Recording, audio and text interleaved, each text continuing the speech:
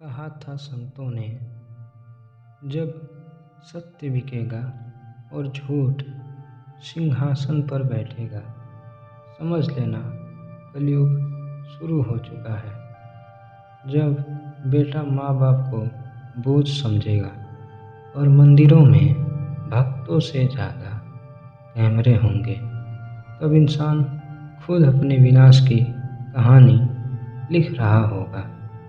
सदियों पहले संतों ने जो चेतावनी दी थी, वो आज सच हो रही है।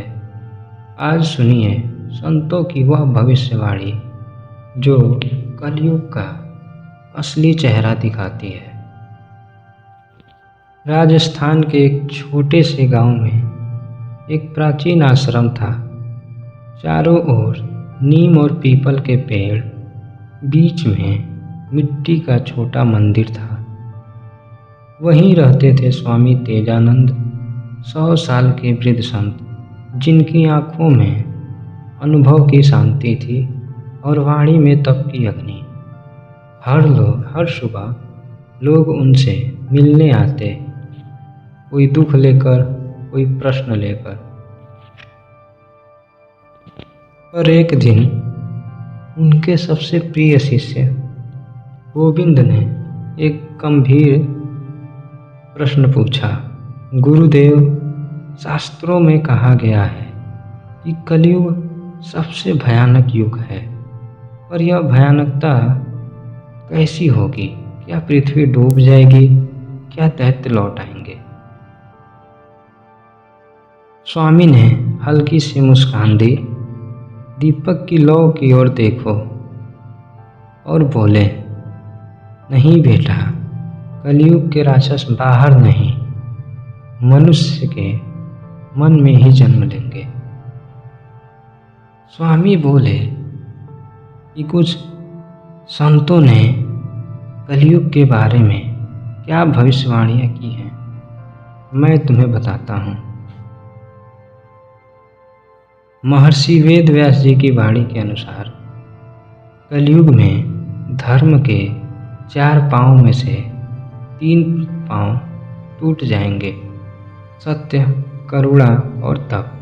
केवल 1 पांव दान, थोड़ा सा शेष रहेगा। राजा प्रजा को लूटेगा, गुरु शिष्य से शुल्क मांगेगा और बेटा पिता को बोझ समझेगा। गोविंद ने पूछा, गुरुदेव, क्या ये सब कब होगा? स्वामी बोले, नहीं बेटा, हो चुका है। दूसरी संतों के शब्दों में संत कबीर दास जी ने चेतावनी दी थी कलयुग के बारे में कि कलयुग आया, सब उलट भाया, साधु भिखारी चोर राजा। स्वामी बोले, कबीर ने कहा था, सत्य बोलने वाला इस युग में उपहास का पात्र बनेगा और झूठा आदमी सम्मान पाएगा। मनुष्य सच्चाई से डरकर दिखावे में जिएगा। तुलसीदास जी की वाणी में कलयुग केवल नाम आधारा, सुमिरि सुमिरि नर उतरहि पारा। स्वामी बोले, तुलसी जी ने कहा, इस युग में कोई साधना नहीं, कोई यज्ञ नहीं, केवल नाम ही नौका है जो संसार सागर पार कराएगी। जो राम का नाम ले वही इस युग से सुरक्षित रहेगा। स्वामी जी बोले, गुरु नानक जी की दृष्टि कलयुग के बारे में है। गुरु नानक जी ने लिखा है, कलयुग में लोभ बढ़ेगा, मनुष्य सब कुछ पाएगा पर शांति नहीं पाएगा। सत्य बिकेगा, झूठ पूजेगा और हर इंसान दूसरे से श्रेष्ठ दिखने की दौड़ में रहेगा। पर जो नाम में डूब गया, वो उसे यह युग छू भी नहीं पा सकता। संत ज्ञानेश्वर महाराज जी की भविष्यवाणी महाराज स्वामी जी ने बताई है कि कलयुग में भी ज्ञान बढ़ेगा पर विवेक घटेगा। मनुष्य में हवा में उड़ जाएगा पर प्रेम और दया जमीन से खो जाएगी। मशीनें बोलेंगी, इंसान चुप हो जाएगा और जब आत्मा रोएगी तब भी कानों में ईयरफोन लगे रहेंगे। गोविंद सुनकर स्तब्ध रह गया। गुरुदेव, ये तो आज के युग का दृश्य है।